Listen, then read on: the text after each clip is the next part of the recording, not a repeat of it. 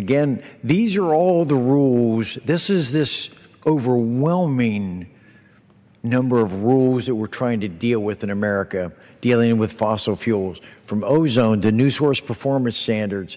I could go on to regional haze, greenhouse gas tailoring rule.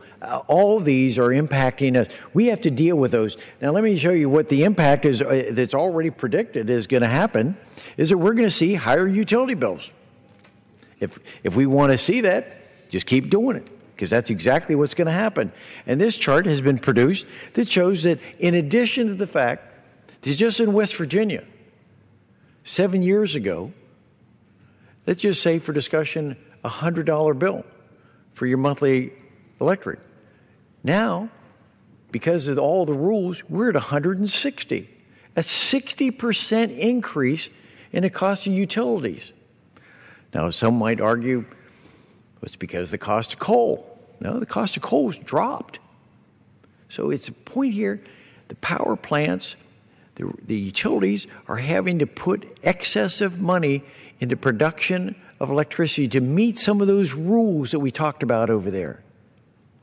And it's coming out of our pockets. Someone's paying for that, and you and I are paying for that. And so in addition, already we're 60% up. Look in Arizona that they're suggesting that the increased cost in Arizona is going to go up 40%. In state of Washington, 37%. In California, 24%. All we have to say is this what the consumers want? Let me show you another chart here before we get to our last speaker. This talks about where coal is being used.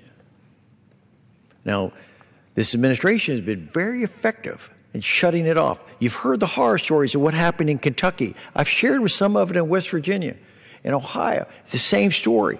Indiana, Illinois, the impact it's having on our industry. It's destructive. They're destroying the industry. The industry's in its knees now.